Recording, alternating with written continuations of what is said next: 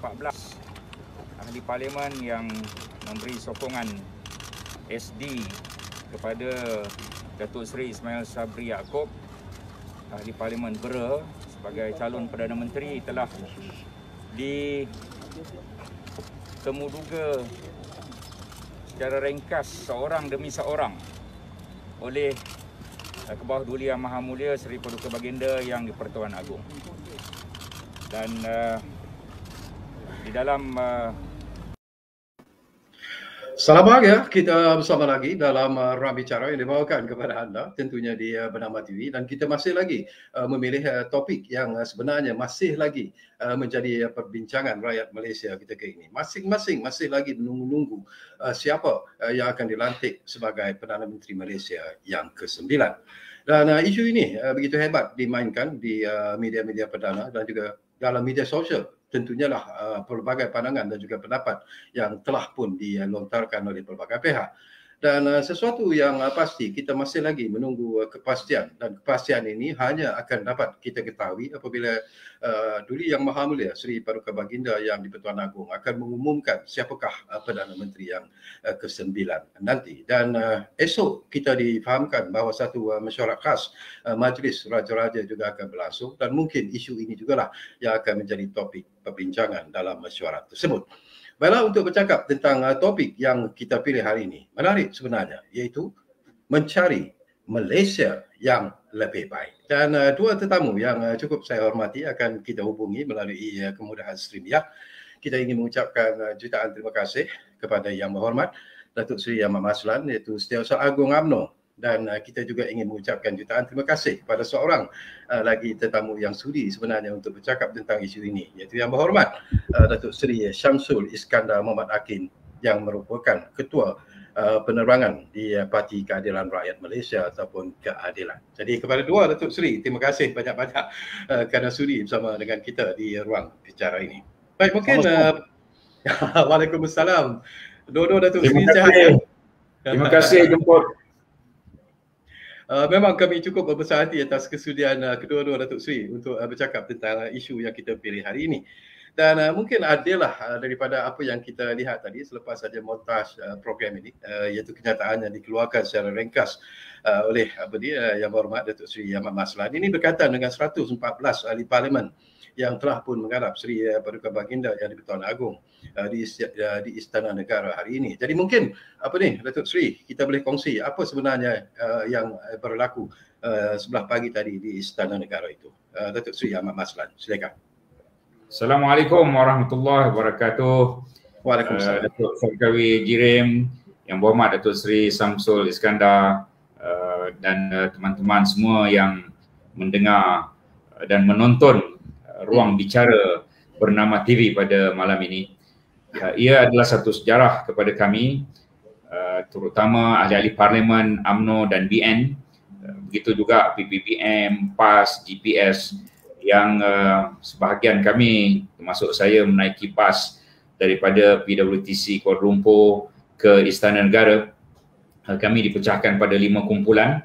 Daripada 114 itu, kumpulan pertama pada pukul 10 pagi, kumpulan kedua 11.10 pagi, kumpulan ketiga 2 petang, kumpulan keempat saya dalamnya pukul 3.10, dan kemudian kumpulan yang akhir iaitu kumpulan kelima pada pukul 4.20. Apa yang berlaku ialah apabila tiba di istana, kita ada antigen test untuk memastikan kita negatif. Kemudian berkumpul di ruang menunggu, dan kemudian kami dititahkan satu persatu, seorang demi seorang, menghadap Seri Paduka Baginda Yang di-Pertuan Agong. Saya kira YB Datuk Seri Syamsul Iskandar pernah melakukan perkara ini pada tahun sudah, ketika apabila kita ingin memilih kerajaan, yang pada ketika itu saya menyebut dan kumpulan UMNO meminta supaya dibubarkan parlimen. Pada ketika itu COVID tidaklah tinggi, tetapi pada kali ini saya menyatakan bahawa menyokong Datuk Seri Ismail Sabri sebagai calon Perdana Menteri. Dan pada 114 itu, majoriti pada 114 memang ada hadir, dan Yang sebahagian yang lain yang tidak hadir itu secara online dengan Seri Paduka Baginda Yang Pertuan Agong. Itulah yang berlaku pada hari ini, satu sejarah tercipta dan kita rasa ia adalah satu ingatan yang menarik dalam politik negara kita. Okey, sebelum saya dapatkan pandangan daripada Datuk Seri Syamsul Iskandar. Barangkali ini pun berkaitan dengan apa yang disebut oleh Datuk Seri Mat Maslan sebentar tadi lah. Ada juga yang tidak dapat hadir, mungkin atas sebab tertentu. Tetapi persoalan yang menarik juga, barangkali saya nak dapatkan pandangan daripada Datuk Seri Mat Maslan. Ini berkaitan dengan kedudukan ataupun apa yang dipanggil sebagai surat akuan daripada kumpulan GPS ataupun Gabungan Parti Sarawak. Ada yang mengatakan bahawa kita masih ingat lagi Datuk Seri, kenyataan yang dikeluarkan oleh Amat Berhormat Ketua Menteri Sarawak sebelum ini, mengatakan bahawa dia akan menyerahkan kepada keputusan yang di-Pertuan Agong. Persoalannya apakah mereka yang menganggotai GPS ini juga turut memenuhi ataupun meletakkan nama calon bakal Perdana Menteri ke-9 ini di dalam borang mereka ataupun di dalam surat akuan mereka. Itu yang ingin diketahui sebenarnya. Saya difahamkan memang mereka memilih Datuk Seri Ismail Sabri. Ada lamaran daripada Datuk Seri Syafiee Apdal dan Datuk Seri Apdal juga dilaporkan bahawa beliau agak kecewa kerana GPS tidak memilih tokoh daripada Borneo untuk menjadi calon Perdana Menteri. Jadi itu telah dinyatakan dan saya memang difahamkan bahawa GPS 18 orang itu memang menyokong Datuk Seri Ismail Sabri. Jadi itu menjadikan Datuk Seri Ismail Sabri adalah calon yang favourite dan saya difahamkan dari segi SOP yang dilaksanakan, iaitu ketika 8 orang ketua-ketua parti dan wakil parti bertemu dengan Seri Paduka Baginda Yang Pertuan Agong pada 2 hari sudah, SOP-nya ialah Yang Tuan Agong akan menitahkan kumpulan yang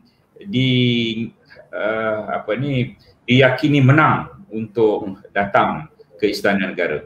Jadi satu lagi kumpulan Datuk Seri Anwar Ibrahim tidak dijemput. Itu yang saya difahamkan, itu yang berlaku. Itu sebab kami ada keyakinan bahawa Datuk Seri Ismail Sabri lah calon yang kemungkinan besar adalah Perdana Menteri ke-9. Okey, itu keyakinan yang disuarakan oleh Datuk Seri selalu saya lupa Datuk Seri Mat Maslan. Tapi bagaimana tentang keyakinan pula bagi PH khususnya? Kita dengar pandangan daripada Datuk Seri Syamsul Iskandar dalam isu ini. Apakah dengan apa yang berlaku ketika ini, apakah PH ataupun Parti Keadilan sudah berura-ura untuk mengangkat bendera putih? Itu persoalan yang menarik juga. Mungkin Datuk Seri Syamsul Iskandar boleh memberi komen. Ya, Assalamualaikum warahmatullahi wabarakatuh. Salam sejahtera kepada sahabat saya di panel yang berhormat Datuk Seri Mat Maslan, Sri Agung UMNO. Saya ingat pertama kali kita keluar bersama dalam satu program Ruang Bicara yang dengan Syarkawi juga kali kedua saya ingat ya. Kita bersama. Mula secara fizikal, sekarang online. Dan tentu saya nak rakamkan terima kasih dari Ruang Bicara kerana berikan peluang untuk kita bahas dan berbincang secara terbuka pada malam ini. Saya percaya ini merupakan satu perbincangan yang sihat. Sebenarnya apa yang dibuat oleh ataupun apa yang dilakukan oleh Datuk Seri Mat Maslan malam tadi agak mengelirukan ya. Nasib baik dia bukan dalam Dewan Rakyat ya. Kalau dalam Dewan Rakyat kita boleh minta dia perjelaskan. Sehingga kan saya terpaksa membuat posting pukul 1.30 pagi kata saya kan. Yang menyatakan kalau betul lah dah cukup jumlah, besok angkat sumpah, bukan naik bas pergi ke Istana Negara. Jadi sebab yang disampaikan itu kan kita dapat tangkap layar tu Datuk Seri kan, kita dapat juga screenshot tu. Dan screenshot ini dilaporkan terus oleh akhbar ataupun Malaysia Kini ya. Tapi bila kita teliti laporan itu sebenarnya dia merujuk kepada sumbernya Datuk Seri Ahmad Maslan, bukan sumbernya daripada Istana Negara. Jadi kita terpaksa jelaskan duduk sebenar kerana apa yang dimaklumkan kemudiannya oleh dilaporkanlah oleh SKA, itu sebenarnya adalah satu proses untuk Di-Pertuan Agong bertanyakan setiap 114 ahli parlimen itu sama ada secara fizikal atau secara maya tentang kekayaan SD itu, akuan bersumpah, yang pada saya itu merupakan satu proses yang biasa yang dilakukan, dan mungkin kerana kita tidak tahu sebenarnya apa yang berlaku kerana kita diarahkan melalui notis daripada parlimen untuk setiap daripada individu MP ahli parlimen secara sendiri harus menghantar surat akuan tersebut melalui sama ada email, WhatsApp ataupun fax terus kepada Colonel Datuk Nazim, Setiausaha Bilik Kanan yang Di-Pertuan Agong. Jadi sebenarnya walaupun kita boleh buat beberapa andaian, tetapi sebenarnya yang sampai terus kepada Di-Pertuan Agong tu no one knows. Dan kita di peringkat keadilan, warisan, DAP, amanah, APCO dan juga pejuang masuk muda, setiap daripada kita itu menghantar secara terus mengikut apa yang dititahkan ataupun yang diminta oleh notis parlimen itu melalui Setiausaha Sulit Kanan kepada Di-Pertuan Agong. Jadi pada saya ini perkara yang jelas lah. Apa yang saya faham ialah kalau begitu duduk sebenarnya keadaannya, maknanya di kalangan akuan bersumpah 105 itu jelas telah disampaikan dan calonnya adalah Datuk Seri Ibrahim. Tapi yang 114 yang dipanggil tadi mungkin, ini kita kata andaian kan, kita tak tahu kan. Saya percaya tadi Datuk Seri Ahmad Maslan pun ceritakan is one to one. Macam dulu punya, cara dulu kita dipanggil, kita hormat pada Di-Pertuan Agong dan ada conversation one to one. Kadang-kadang mungkin ditulis tu lain, mungkin hantar kosong kan.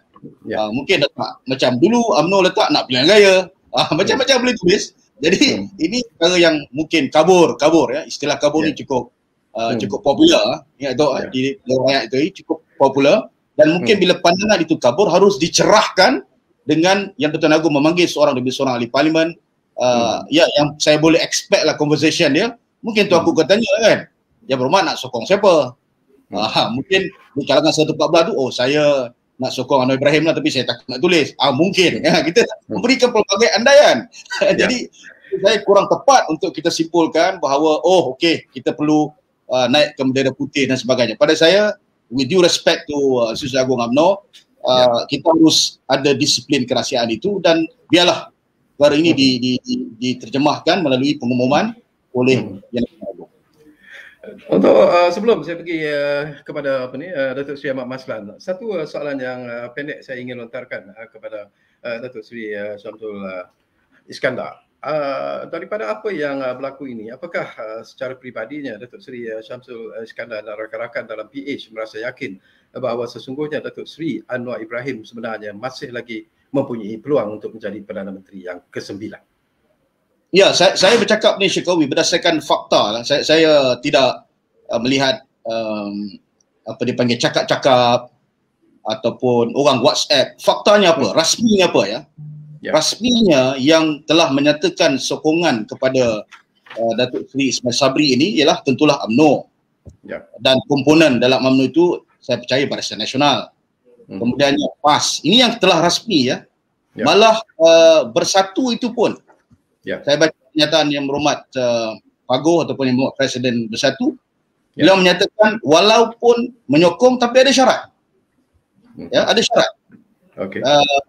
Dan kalau kita lihat GPS pula, sehingga petang tadi saya mendengar media lah yang dilaporkan dan juga mendengar sendiri panggil temu ramah dengan Datuk Seri Fadilah. Beliau secara konsisten dan semalam pun pimpinan-pimpinan tertinggi seperti Yang Berhormat Ketua Menteri Sarawak, beliau menyatakan nama telah dihantar. Jadi kalau ditanya siapa dia, biarlah tuanku yang umumkan. Kami menyatakan apa yang tuanku putuskan, kami akan beri sokongan. Jadi dari situ saya ambil dari segi faktanya apa Faktanya ialah jumlah yang sebenar itu yang rasmi menyokong, kalau mengikut istilah ataupun pengumuman parti, ianya sekitar 96 anggota parlimen bagi Datuk Seri Ismail Sabri. 18 daripada GPS itu menyatakan memang telah pun menghantar tapi tidak mau beritahu siapa, dan diberikan Pakatan Harapan secara jelas, dan kerana kami tidak dipanggil, itu menunjukkan bahawa tidak ada kecelaruan lagi ataupun tidak ada kekaburan lagi tentang surat akuan ini. Maka pada saya itulah nombornya kalau dari segi faktanya. Dan saya perlu sedikit sebelum saya landing ni, dalam notis yang diberikan kita ialah sokongan kepada mana-mana ahli parlimen yang seorang ini yang kita perlu umumkan telah ditulis dengan jelas tidak boleh ada syarat.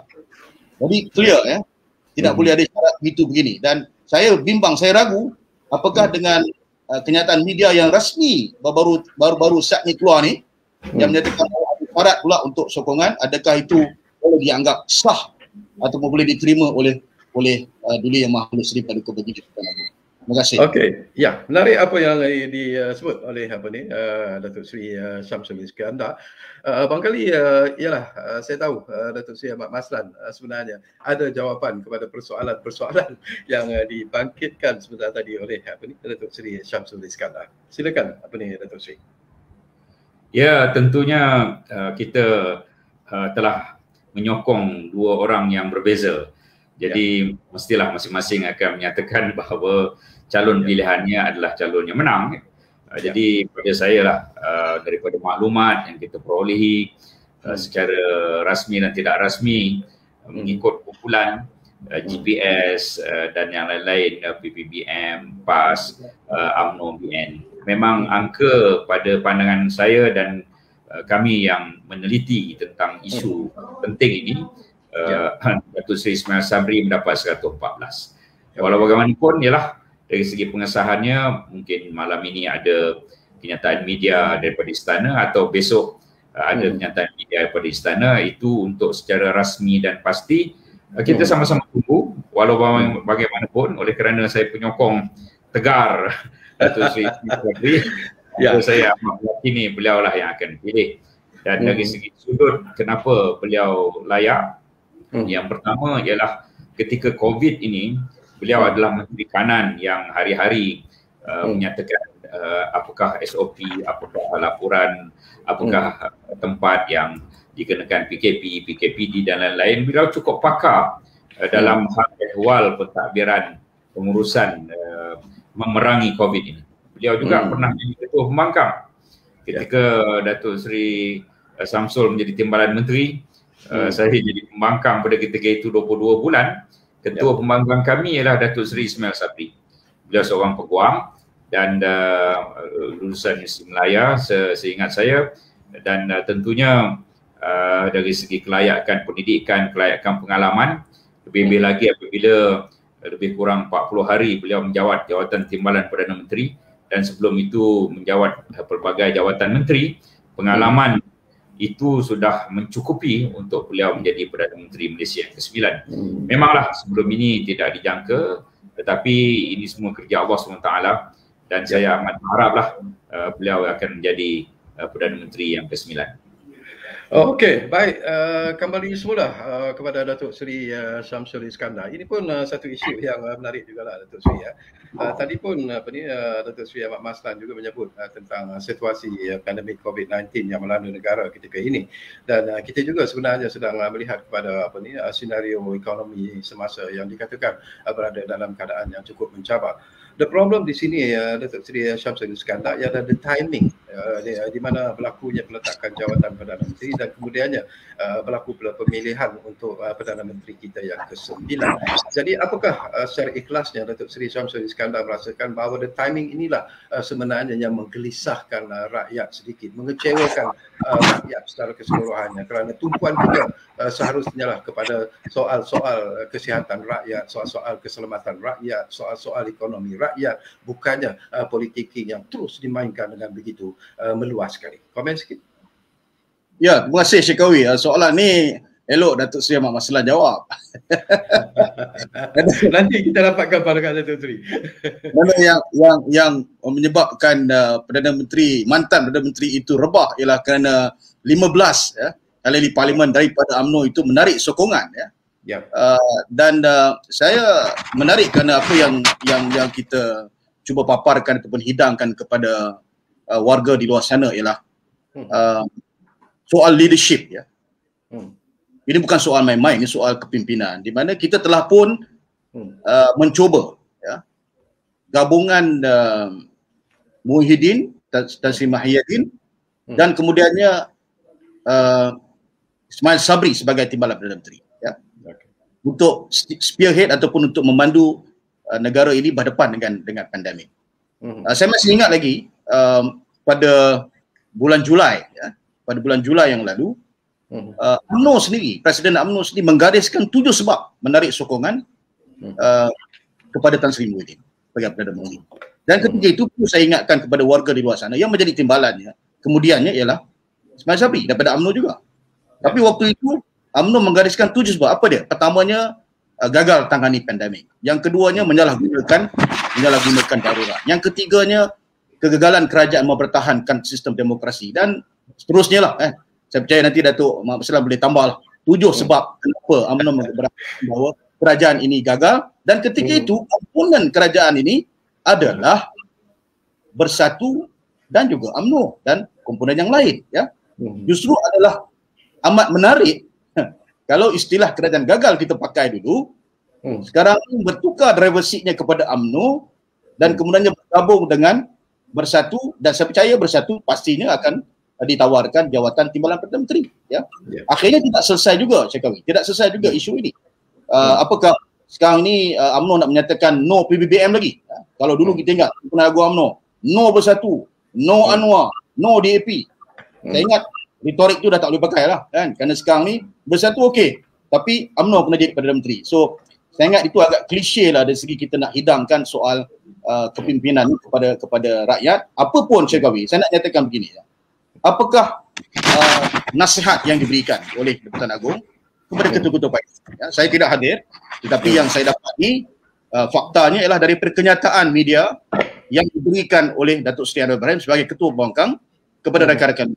Apa yang disebut ialah kerajaan Yang Bertuan Agong dan juga timbalan Yang Bertuan Agong menyarankan supaya wujudnya satu kerajaan stabil ataupun dalam istilah maknanya satu politik baru, politik yang tidak menggunakan aparat negara untuk menghukum, untuk melakukan apa dipanggil tindakan-tindakan politik yang mengecam, yang jahat dan sebagainya.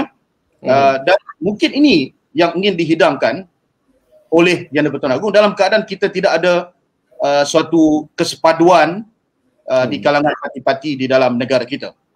Saya lihat pengalaman ini pernah berlaku di zaman Tun Razak, Allahyarham Tun Razak Ketika itu selepas 13 Mei, maka Tun Razak mengajak semua sekali untuk bersama-sama membangunkan negara. Ketika itu sejarah saja. Kita lihat peribadi ataupun sosok Tun Razak itu cukup kuat untuk membawa ke semua pimpinan parti pada ketika itu duduk dan bersama-sama membangunkan negara pasca 13 Mei 1949. Saya agak skeptikal ataupun saya tidak yakin peribadi itu ada pada sosok Datuk Seri Ismail Sabri, with respect. Saya yakin dari segi tokoh itu, dari segi keterampilannya, dari segi kemampuannya, sudah pasti dari segi pengalaman juga, itu ada kepada Datuk Seri Anwar Ibrahim. Bukan itu saja, dari segi ekonomi. Saya sebut dari segi ekonomi, kita berhadapan dengan sejarah lockdown yang panjang. Kita berhadapan dengan krisis ekonomi sekarang ni. Kita juga berhadapan dengan krisis keyakinan para pelabur dan sebagainya. Saya tak nampak ketokohan Datuk Seri Ismail Sabri ini kalau kita nak angkat dia sebagai tokoh yang boleh membawa ataupun yang boleh meyakinkan para pelabur untuk kembali ke Malaysia ini atau boleh merancangkan lagi kegiatan ekonomi. Sebab tu pada saya otak itu ada pada Datuk Seri Anwar Ibrahim. I'm trying to be very objective walaupun mungkin orang kata saya bagus dan sebagainya, tapi itulah paparan yang ingin saya kongsi dengan rakan-rakan di luar sana. Kenapa saya menyatakan bahawa calon ataupun Perdana Menteri ke-9 Datuk Seri Anwar ini jauh lebih terdepan daripada Datuk Seri Ismail Sabri. Dan saya naik landing ini, saya naik landing ini, kita beri ruang pada Datuk Seri Muhammad Islam juga. Ya, saya nak tanya begini, saya nak nyatakan bahawa apa yang tuanku sebut, yang menang itu bukan menang semua, yang menang harus ulurkan tangan kepada yang kalah. Saya ingat itu message yang harus kita hayati bersama. Terima kasih. Okey, kita dapatkan respon daripada Datuk Seri Ahmad Maslan sekarang ini daripada apa yang disebut oleh Datuk Seri Syamsul Iskandar. Silakan Datuk Seri. Ya, kami telah diberikan taklimat yang panjang lebar secara terperinci oleh Yang Berhormat Datuk Seri Dr. Ahmad Zahid Hamidi yang hadir bersama dengan 7 lagi pimpinan parti-parti politik Malaysia yang utama dengan Seri Paduka Baginda Yang Pertuan Agong dan Timbalan Yang di-Pertuan Agong.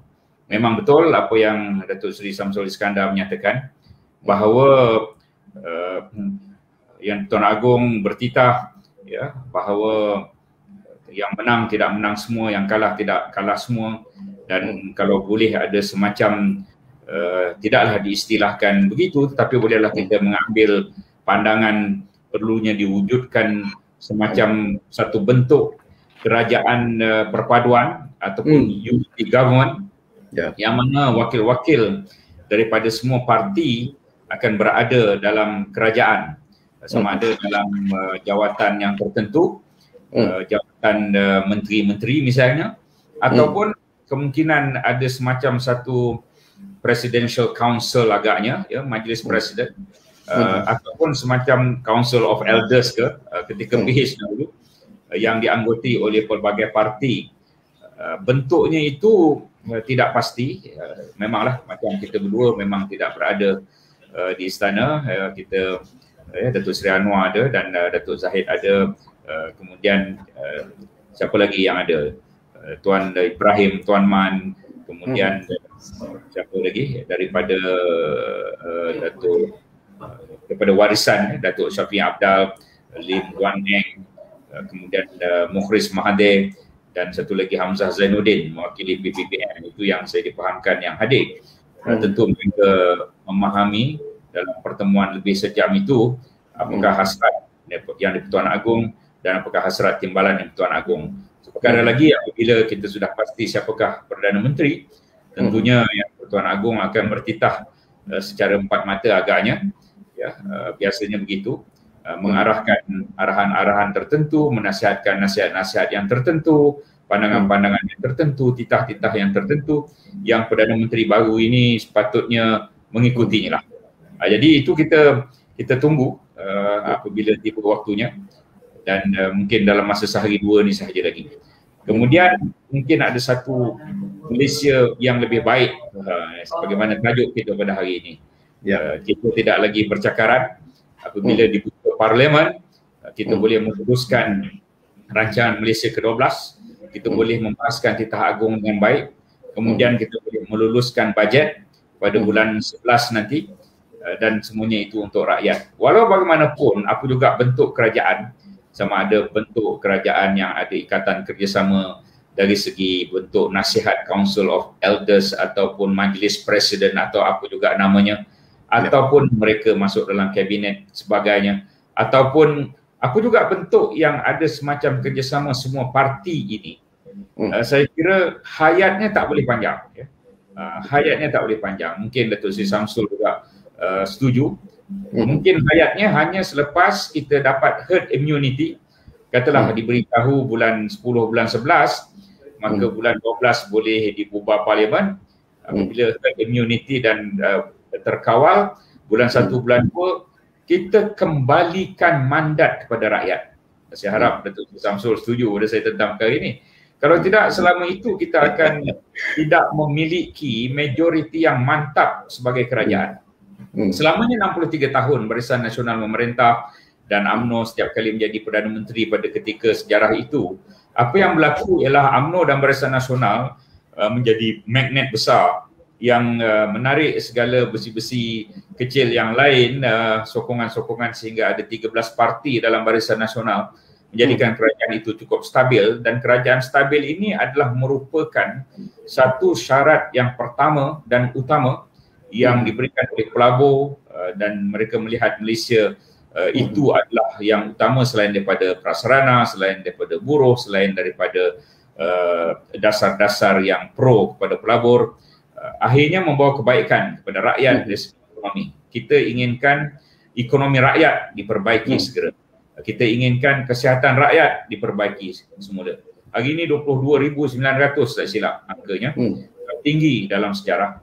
Dan apabila Perdana Menteri baru, katalah dalam masa seminggu dua, kita ingin melihat ada penurunan, bukan kenaikan pada kes, ada peningkatan yang besar dari segi imunisasi. Mudah-mudahan kita segera menyelamatkan rakyat daripada bahana COVID dan juga ekonomi yang merudum ini.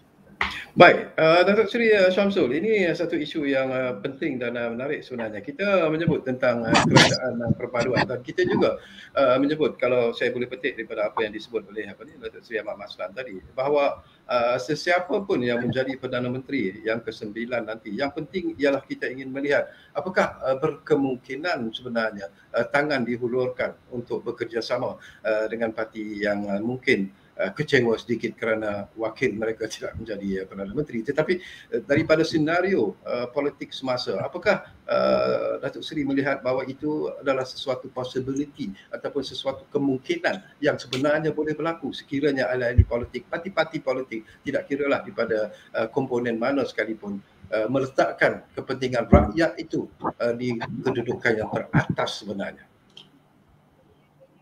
Ya, soalan yang baik Syekawi.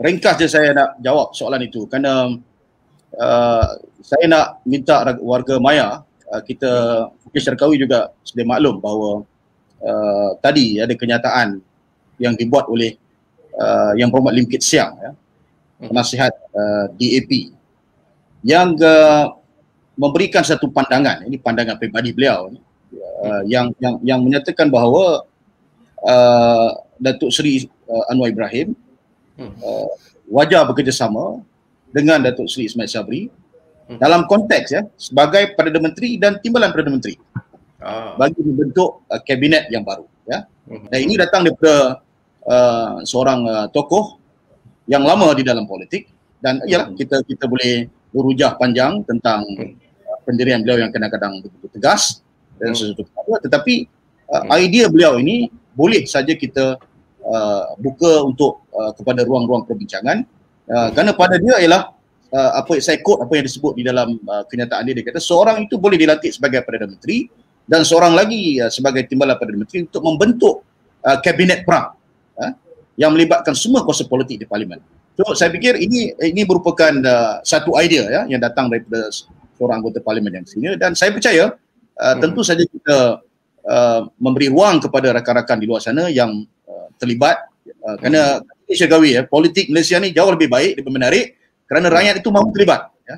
Kita mempunyai pelbagai saluran sekarang ni, oleh kerana lockdown yang berpanjangan, ramai duduk di rumah, kadang-kadang mereka tak tahu nak buat apa, jadi mereka come up with a very good video articulation tentang isu-isu politik, dan sebenarnya itu pada saya ke arah Malaysia baru, yang lebih baik lah, ya, kerana ada gap ataupun jurang antara rakyat dan pemimpin itu telah pun dikecilkan, di mana rakyat itu lebih minat dan peka dengan apa yang berlaku, dan mereka boleh saja cadang sama ada melalui social media ataupun melalui sekarang saya ingat banyak online petition ke ini. Saya misalnya tadi ada seorang WhatsApp saya untuk sama-sama sign petition online menolak Ismail sebagai Perdana Menteri, ya. Sudah sampai 150,000 sekarang ni. Jadi perkara ini agak menarik kerana seorang pemimpin itu harus mampu mempunyai daya tahan untuk berhadapan dengan kepahaman rakyat yang jauh lebih baik daripada politik dulu di bawah zaman kerajaan yang lama. Baik, saya nak dapat pandangan daripada Datuk Seri Ahmad Maslan. Ada juga Datuk Seri suara-suara nakal yang bermain di luar sana lah. Mereka mengatakan okeylah, sekiranya lah Datuk Seri Ismail Sabri Yaakob dilantik sebagai Perdana Menteri Malaysia yang ke-9, ianya tidak akan membawa satu perubahan yang besar sebenarnya, kerana dikatakan ianya semacam salin tika sajalah, tapi mungkin itu pandangan-pandangan yang saya anggap sebagai nakal sebenarnya yang bermain di luar sana. Jadi mungkin Datuk Seri Ahmad Maslan ada pandangan tersendiri. Ya, kita ada memberikan pandangan yang amat penting kepada Datuk Seri Ismail Sabri jika beliau dilantik, iaitu beliau hendaklah berbincang dengan kepimpinan Majlis Kerja Tertinggi UMNO ataupun Biro Politik UMNO tentang dasar-dasar untuk rakyat ini. Dia tidak boleh seperti sebelum ini kerana beliau tidak mempunyai kuasa penuh selaku timbalan Perdana Menteri. Tapi apabila ditakdirkan nanti, insyaAllah beliau menjadi Perdana Menteri, maka sentiasa mendapatkan pandangan-pandangan daripada Presiden, daripada timbalan Presiden, daripada naib-naib Presiden, pimpinan sayap, pimpinan Majlis Kerja Tertinggi mengenai apakah yang patut dilakukan dan apakah yang patut dilaksanakan. Sebagai contoh, beliau bukan hanya terkenal dengan baju batiknya yang pelbagai dan viral, tetapi juga terkenal juga dengan apa yang disebut pintu depan, pintu belakang, tutup pintu depan, buka pintu belakang yang menjadi viral itu. Inilah saat dan ketikanya untuk beliau membuktikan tidak ada pintu-pintu belakang yang dibuka sehingga mencanak naik kes COVID seperti mana yang kita lihat sekarang ini. Jadi ia adalah di bawah kuasa penuh beliau dan kabinet beliau, dan kita harap perkara nasihat adalah amat penting. Satu lagi ialah kita juga mencadangkan agar ada, kalaupun tidak bersama dengan parti-parti yang lain, tetapi parti menyokong beliau itu, presiden-presidennya mesti ada apa yang dipanggil sebagai Majlis Presiden.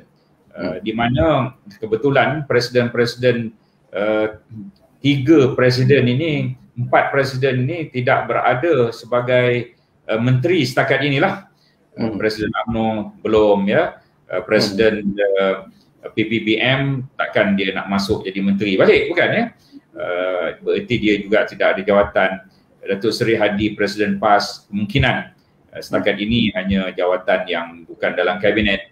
Kemudian GPS, kalau kita lihat Ketua Menteri, beliau tidak ada dalam kabinet. Jadi kebetulan 4 parti utama yang mendukung Datuk Seri Ismail Sabri, presidennya, tidak ada dalam kabinet. Itu sebab amat penting mereka semua dikumpulkan dalam satu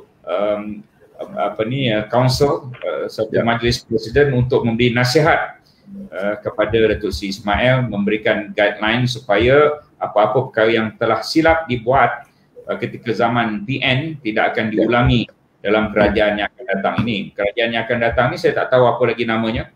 Mungkin Kerajaan Malaysia, mungkin Kerajaan Perpaduan Malaysia, mungkin kerajaan apa pun, kerajaan campuran, itu tak tahu lagi namanya itu apa jika mengikut titah dan akan dititahkan semula pastinya. Jika ada konsep-konsep perpaduan itu, konsep-konsep inclusivity dilakukan, itulah kerajaannya namanya agak berbeza daripada apa yang berlaku. Kita tidak dapat meramal apa yang akan berlaku pada masa depan. Kalau kita boleh meramal dengan tepat apa yang berlaku masa depan, tak adalah segala kekecohan dalam dunia ini. Tetapi oleh kerana tidak dapat meramal, maka kekecohan dan segalanya itu terus berlaku. Oleh itu kita harap yang terbaik untuk Malaysia. Apakah maksud yang terbaik dan lebih baik kepada Malaysia? Kita harap mereka yang tak ada pekerjaan, rakyat yang tidak ada pekerjaan akan tidak lagi menganggur dan ada pekerjaan. Kita harap kedai-kedai yang bankrupt tidak lagi bankrupt dan pulih kembali terus melaksanakan perniagaan mereka. Kita harap mereka yang daripada M40 tiba-tiba jadi B40, kita harap perkara itu akan terhenti dan lebih ramai yang B40 menjadi M40, seterusnya T20. Kita tahu apa yang dibuat oleh Economic Planning Unit T20 yang teratas 20%, yang pertengahan 40%, yang bawah 40% itu harapnya semakin mengecil yang B40, semakin membesar M40 dan T20. M40 itu kita harap jadi M50, M60 begitulah. Itu T25 misalnya Faham. Baik, Datuk Seri Samsul, ini pun satu isu juga yang dimainkan dengan begitu meluaskan. Inilah Ini juga saya sebut tadi tentang suara-suara nakal yang kita dengar berkaitan dengan kerajaan yang ada sekarang ini. Tetapi satu lagi suara-suara nakal yang kita dengar di luar sana ialah ada yang berpendapat bahawa ini andaian ya Datuk Seri, kita tak tahu apa yang akan berlaku. Katalah Datuk Seri Anwar Ibrahim masih lagi gagal untuk menjadi Perdana Menteri dalam pemilihan kali ini. Ada pendapat dan pandangan yang mengatakan bahawa mungkin masanya sudah sampai di mana Parti Keadilan Rakyat dan juga PH perlu mencari satu muka baru yang mungkin boleh diterima oleh majoriti pengundi ataupun majoriti rakyat. Sejauh mana betul ataupun tidaknya lontaran-lontaran nakal di media sosial seperti ini, pandangan Datuk Seri? Yalah, lontaran nakal saya percaya kita harus sekolahkan lah supaya dia faham. Dan ini pandangan saya lah untuk kita berikan sedikit pencerahan ya kepada mereka. Yang disebut tadi oleh Datuk Seri Ahmad Maslan ialah isunya kerajaan yang bagaimana yang ingin kita bentuk. Adakah ianya dinamakan muafakat rakyat ataupun Pakatan Rakyat dan sebagainya. Kenapa isu ini menjadi maudhu' penting ataupun tajuk penting dalam perbahasan kita? Ialah kerana sewaktu pilihan raya yang lepas, rakyat itu memilih kerajaan yang baru. Dan tapi kita berdepan dengan pengkhianatan, dan kemudiannya kerajaan yang dipilih oleh rakyat itu tidak boleh untuk memimpin dan meneruskan apa yang diberikan mandat itu sehingga selesai. Jadi yang ada sekarang ni adalah kerajaan yang dipilih oleh wakil rakyat, bukan oleh rakyat. Sebab itu kalau berkait dengan soalan ataupun pandangan-pandangan nakal tadi, Datuk Seri Anwar itu adalah seorang wakil rakyat yang dipilih oleh rakyat, yang kemudiannya telah dijanjikan di dalam arrangement kita sewaktu kerajaan yang lama itu untuk memimpin Malaysia selepas Tun Mahathir, kan? Dan sebab itulah rakyat memilih kerana kepercayaan yang mereka berikan kepada Datuk Seri Anwar Ibrahim. Jadi untuk kita bahaskan pada tahap sekarang bahawa kalau sebab pada saya kita tidak boleh tidak molek lah untuk kita mendahului Yang di-Pertuan Agong. Tetapi persoalan kalau ingin kita bahaskan, saya percaya masih terlalu awal untuk kita rungkaikan perkara ini, ya. Kerana yang kita berhadapan sekarang ni, Encik Kawi, adalah perkara yang cukup serius, iaitu negara berada di dalam keadaan krisis, dan bukan saja krisis kesihatan tetapi juga krisis ekonomi. Dan kebimbangan saya ialah saya apa yang dihidangkan oleh Perikatan Nasional ini adalah satu hidangan yang menunjukkan bagaimana rapuhnya gabungan kerajaan itu. Kerana perlu diingat, Encik Kawi, ya, antara apa yang diminta oleh di-Pertuan Agong itu, dan saya percaya itu adalah convention-nya, yang mendapat ataupun yang dipilih oleh Yang di-Pertuan Agong ni, kalau ikut perlembagaannya pada hemat baginda, mungkin mendapat sokongan majoriti ahli parlimen, maka dia akan diminta mengangkat sumpah sebagai Perdana Menteri, dan ujiannya ialah apabila dibawa ke parlimen. Itulah yang dilakukan oleh Allahyarham Tun Hussein ketika beliau ambil alih daripada Tun Razak, kemudian Abdullah Badawi ketika mengambil alih daripada Jarod Mahathir, dibuat undian percaya di dalam Dewan Rakyat. Jadi kalau dengan adanya pula syarat yang diberikan oleh Bersatu, ya, dan ini tentunya menyukarkan apa yang disebut sebagai the test of confidence, ujian kepercayaan itu di dalam Dewan Rakyat, dan kita akan patah balik kepada, kalau katalah dia gagal, kita akan patah balik kepada the whole process, kan. Sebab tu pada saya mempunyai satu naratif ataupun satu teori lah. Ini sama ada rakan-rakan di luar sana boleh terima ataupun tidak. Saya terbuka untuk pada perbincangan. Dengan gagasan Pakatan Harapan yang solid 105 ini, kalaulah digabungkan dengan GPS, GPS tak bagi nama, dia kata dia hantar nama tapi dia tak bagi tahu. Digabungkan dengan GPS yang 18 kerusi, so just imagine, Encik Kawi, kita ada 123 ahli parlimen yang menunjukkan betapa stabilnya kerajaan itu. Even if we test dekat parlimen, itu akan menunjukkan bagaimana stabilnya kerajaan. Dan saya agak terpanggil nak komen apa yang apa yang dibuat kenyataan baru-baru ni saya ingat baru sebentar tadi kenyataan oleh Tan Sri James Masing, Deputi ataupun Timbalan Ketua Menteri Sarawak, yang memberikan pandangan sudah sampai masanya Timbalan Perdana Menteri itu datangnya daripada Sarawak. Dan saya rasa this is a good idea ya, untuk mungkin kita cuba meneroka seorang pimpinan untuk menerajui Timbalan Perdana Menteri daripada Sarawak. Dan saya percaya ini merupakan formula politik yang boleh kita lontarkan dalam erti kata, maknanya memberikan keyakinan kepada rakyat bahawa dis kerajaan adalah stabil, dan dalam masa yang sama membantu Yang di-Pertuan Agong untuk membuat satu keputusan yang tepat. Kerana pada kita, raja itu adalah payung rakyat, dan kita kembali kepada raja dalam keadaan kita berdepan dengan krisis sekarang ni. Terima kasih. Meneroka formula politik itu pun satu lagi isu yang menarik sebenarnya ya, Datuk Seri Ahmad Maslan. Macam disebut oleh Datuk Seri Syamsul sebentar tadi lah, kita menghadapi krisis kesihatan yang cukup serius sebenarnya. Kita menghadapi krisis ekonomi yang cukup mencabar. Tetapi ramai yang mungkin lupa ataupun tahu bahawa sekarang ini kita menghadapi satu lagi krisis, iaitu krisis politik. Dan ini juga merupakan satu lagi krisis yang menyukarkan pentadbiran negara untuk menjalankan kerja-kerja tugas-tugas mereka seperti yang diharapkan oleh rakyat. Baik, sekiranya sesiapa pun esok atau lusa atau minggu depan, tak tahulah, dipilih sebagai Perdana Menteri Malaysia yang ke-9, apakah krisis politik ini dapat diredakan? Pandangan Datuk Seri.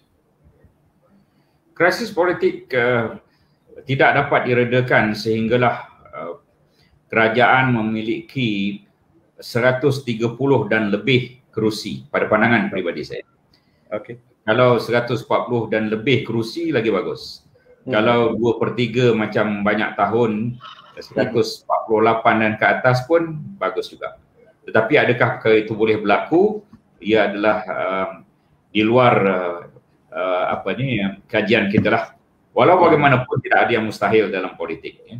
Rakyat pun kembali melihat tiba-tiba ketika katalah ditakdirkan Datuk Seri Ismail Sabri kita selesai masalah COVID ini.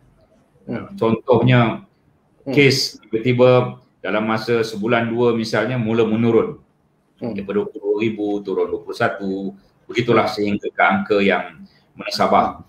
Kemudian rakyat mendapat herd immunity seawal mungkin bulan 10 misalnya. Bulan 11 kalaupun dah ada herd immunity, kita boleh lanjutkan ke 80, 85, 90% rakyat divaksinasi, termasuklah kepada pekerja-pekerja asing yang ada di negara kita. Tiba-tiba negara kita menjadi lapang dari segi masalah COVID ini. Dan tentunya ia memberikan satu imej yang baik kepada kerajaan di bawah pimpinan siapalah, terutama tentulah saya akan menyebut sentiasa Datuk Seri Ismail Sabri sebab itu calon kami lah. Mudah-mudahan itu berlaku dan akhirnya kita kembalikan mandat pada rakyat, dan akhirnya rakyat berterima kasih atas segala usaha-usaha yang dibuat yang menyebabkan ekonomi mereka jadi baik, kemudiannya ekonomi negara baik, kemudiannya kerana masalah COVID ini kita boleh tangani. Saya pernah belajar di New Zealand, baru-baru ni dia ada 3 kes ya, 3 kes, dan begitu berbulan-bulan lamanya tak ada kes COVID, ada 3 kes dia buat lockdown lagi. Dan cuma kematian cuma 64 kalau tak silap saya di seluruh New Zealand, walaupun penduduknya cuma 5 juta lebih. Tapi kita boleh belajar daripada Jacinta Ardern, Perdana Menteri itu, bagaimana beliau dengan sungguhannya telah melaksanakan apa yang patut dilaksanakan. Ini tak salah kita belajar daripada negara-negara yang telah berjaya menghadapi COVID, dan negara itu ditutup daripada kehadiran pelancong luar, dan akhirnya keamanan dari segi ekonomi, keamanan dari segi politik, keamanan dari segi kesihatan rakyat, sedamainya negara itu. Inilah harapan saya yang boleh kita buat di negara kita Malaysia ini. Satu lagi, formula baru dalam politik ini tidak semesti kita tak boleh coba ya. Cuma bentuknya itu sajalah yang perlu dipersetujui, sama ada timbalan Perdana Menteri ke, sama ada Menteri Kanan ke, sama ada timbalan Perdana Menteri daripada Borneo, Sabah Sarawak. Saya tidak kata orang itu tidak menentang segala idea-idea ini. Saya secara peribadi, isteri saya orang Sarawak, orang Kuching Sarawak, satu-satunya isteri daripada Kuching Sarawak.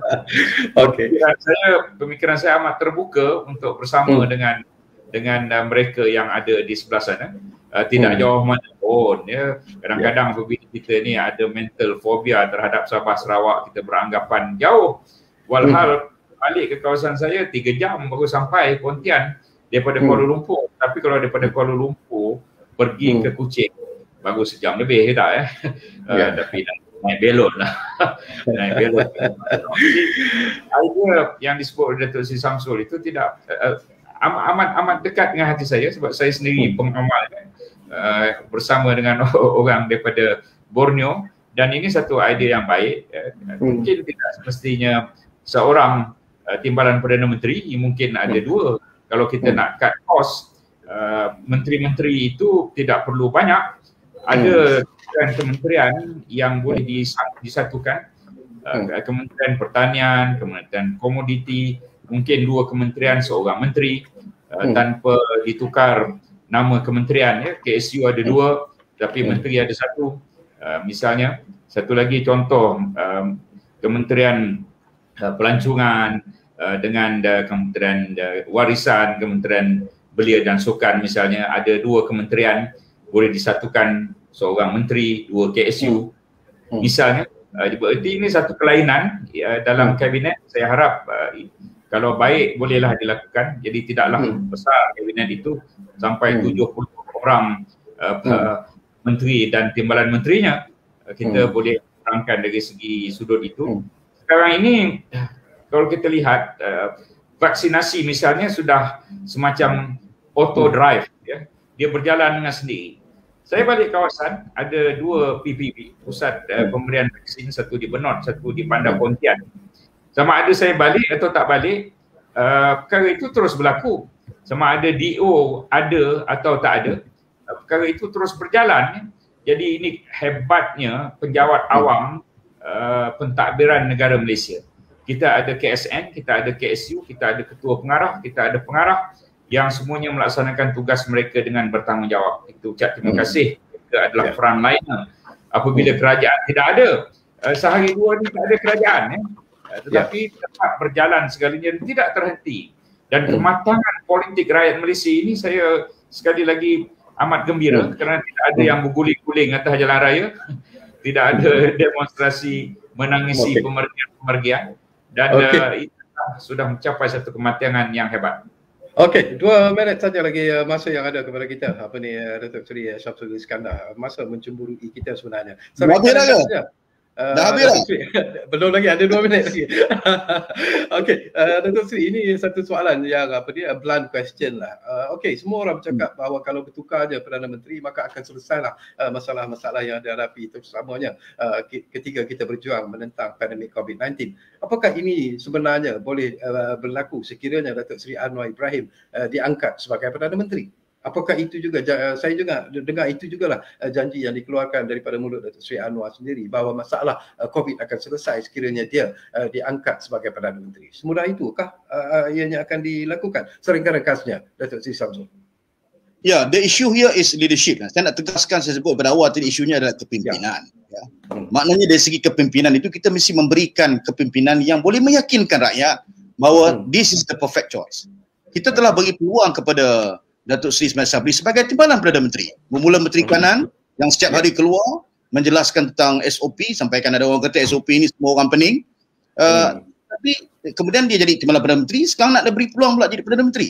Jadi rakyat tu melihat, kita dah kata mereka ni sebahagian daripada kerajaan gagal. Takkan kita nak bagi dia driver seat? Dalam konteks Datuk Seri Anwar, pengalaman dia lama di dalam kabinet dulu, antara Menteri Kewangan yang terbaik Asia. Dan harus kita berikan peluang untuk beliau menunjukkan kepimpinan kerana beliau telah ulas tentang COVID ni sejak bulan Februari lagi. Konsisten setiap minggu itu memberikan live video, FB live dan sebagainya, menceritakan tentang isu-isu COVID, bermula daripada vaksin yang amat lembab dan perlahan, dan kemudian masalah ekonomi, Dan bila itu dihidangkan, maknanya rakyat melihat, come on, dia ada benda yang nak diceritakan dan fakta yang kita tegur agak menusabah. Jadi saya nak akhir begini, saya kerana masa itu terbatas. Dalam Facebook saya ada yang beri komen, dia kata dulu Tan Sri Muhyiddin dah tawaran macam-macam, kenapa kita tidak terima kan? Pada saya mudah, saya nak tutup begini. Kita hilang kepercayaan kepada Perdana Menteri yang lama. Tawahlah bagaimanapun, kita yakin dia tidak boleh buat. Jadi dia terpaksa berundur. Dan sekarang kita patahkan balik kepada proses biasa dalam pelembatan persekutuan, dan itu telah dilakukan oleh Pertuan Agong. Jadi saya harap pantun ini sampai kepada Dulu Yang Maha Mulia Seri Paduka Baginda dan Pertuan Agong. Asah kapak, tajam beliung, terbang mari, kayu berduri, tuangku umpama kemuncak payung, patik di bawah berteduh berdiri. Terima kasih Syekh Kawi. Terima kasih. Kalau boleh jawab pantun saya. Terima kasih banyak-banyak kepada Datuk Seri Syamsul Iskandar Muhammad Hakim. Terima kasih kepada Datuk Seri Ahmad Maslan kerana sudi bersama kita di ruang bicara ini. Menarik sebenarnya perbincangan kita, tetapi seperti biasalah, walaupun kita beri 1 jam without any commercial break pun tidak mencukupi sebenarnya. Tapi insyaAllah di masa-masa yang akan datang kita duduk bersama lagi kedua-dua Datuk Seri ini, kerana saya cukup gembira sebenarnya dengar pandangan dan juga pendapat yang dilontarkan oleh kedua-dua tetamu kita di ruang bicara ini. Terima kasih kepada anda yang menunjukkan perhatian bersama kami di ruang bicara ini, dan jangan lupa kita masih lagi berjuang menentang pandemik COVID-19. Jadi ikutilah SOP yang telah pun ditetapkan, dan seperti yang selalu kami pesan kepada anda, kita jaga keluarga kita, dan yang penting jugalah kita jaga negara kita. Jumpa lagi